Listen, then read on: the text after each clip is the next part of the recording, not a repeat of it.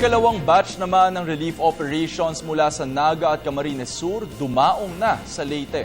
Ang detalye sa ulat ni Grace Refama Simando ng Radyo ng Bayan, Naga. Grace, magandang hapon sa iyo. Thank you, JC. Dumaong na sa Tacloban City ang malaking barko na nasa second batch of relief goods mula sa Naga City at Camsur. Ang barko ay tumulak patungong Tacloban mula sa Puduran Port sa Eastern Samar. Sana ang sadyang daong ng barko, subalit dahil sa advice na malakas ang alon sa Eastern Samar ngayon ay minabuting sa Tacloban na muna tumuloy. Sakay ng barko ang 25 mga trucks na puno ng mga tulong at ambag mula dito sa Naga City at Camsur.